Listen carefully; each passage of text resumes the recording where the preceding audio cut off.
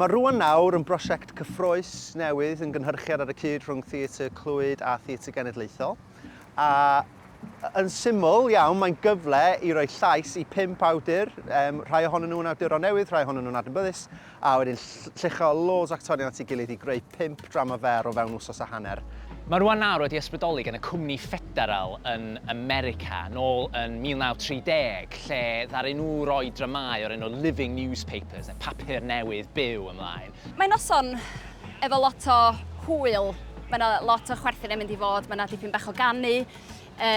Ond hefyd, mae yna themau eitha trwm yna dan yr wyneb.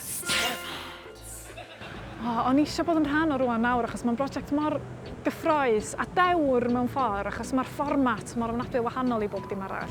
Ti'n gorfod cydweithio lot, ti'n gorfod meddwl am be mae'r dramodwyr eraill yn neud. A hefyd jyst cyfle i gydweithio efo pobl. Felly o'n i eisiau sgwennu am yr Eisteddfod ac falle am ran da ni'n mynd siarad amdano fo ddigon sef bod o'n gallu bod yn ofnadwy o ddrud. Dydy'r Cymru Cymraeg i gyd a'r dysgwyr i gyd yn gallu fforddio dod yma.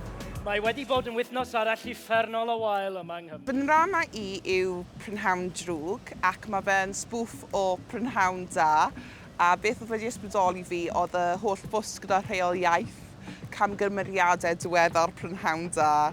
A jyst eisiau cael bach o dychan ar ni fel Cymru. Ni'n cymryd lot o beth yn ddifrifol a fi'n meddwl weithiau mae'n chwerthin amdano nhw'n agos. Please! Nes i ddewis Dylan Groeser ar gyfer fy ndrama fi, a Croeser ydi enw y ddrama, a mae hi'n ymwneud efo dynamics pŵer, efo un person yn cael ei arteithio gan y llall, ond maen nhw hefyd yn gwneud croeser ar yr un pryd. Dwi'n teimlo bod ni'n byw mewn rhywadag goryfedd, godywyll actually, a dwi'n teimlo bod pethau'n gallu bod ni ar y ffordd i'w reit beryg a dweud y gwir fel cymdeithas.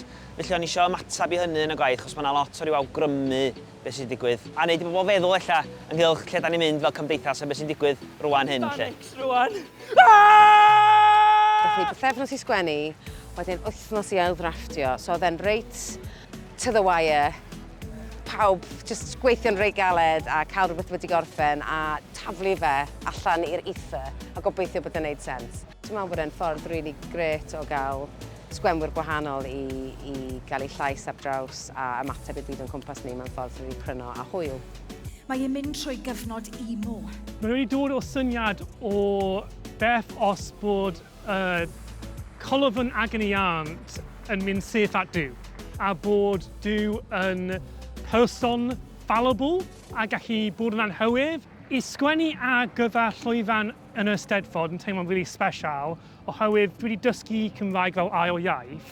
Fwy llais fi a lwyfan oedd fi myth wedi meddwl amdano flaen yn really exciting. Mae'r gwaith fi'n wneud yn benodol yn adlewyrchu ar sut mae'r moroedd yn mynd mwy swnllyd, a felly gobeithio trwy gwylio'r sioe bydd chi'n sylweddoli mae'r sŵn a'r soundscapes yn dechrau mynd mwy swnllyd, a gobeithio bydd e'n gweithio fel rhyw fath o glid, really, dod ar wahanol dramau at ei gilydd. Prif nod ni fel tîm oedd i fod yn green a eco-friendly i'r byd a i ddangos mae theatr ddim yn brifo'r byd ar planed. Gyda papur newyddion yn defnyddio mwyn gorchuddio'n set a gwisgoedd.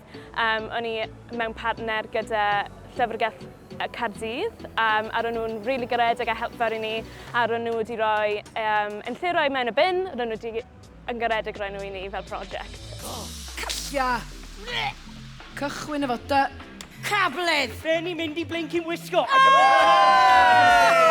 Straeon gwahanol a dwi'n rili mwynhau a ffynnu hefyd. O'n i fod yn gwybod be i ddisgwyl o gwbl, ond y family chwerthin flat out. Oedd e'n subversive iawn, oedd e'n gwneud hwyl am yr iaith, yr Eisteddfod. Profiad gwych, a dwi'n falch iawn bod ni wedi gallu cael noson i ddathlu nhw gyd fe gilydd. Fi eisiau gweld y to nawr. Dwi'n really proud i bod rhan o grŵp o ysgrifennwyr mor talentog. Oedd o yn teimlo fel cyfanwaith, oedd o'n teimlo efo'r un naws iddo fo. Mae hwn yn teimlo'n bwysig i ni symud ymlaen efo, i gomisiynu lleisiau newydd. Cydweithio ydy ein neges ni fel Theatr Gen. Mae'n cyfathogi ein gwaith ni a mae'n symud ni ymlaen i allu creu prosiectau a cynhyrchiadau uchelgeisio fel hwn.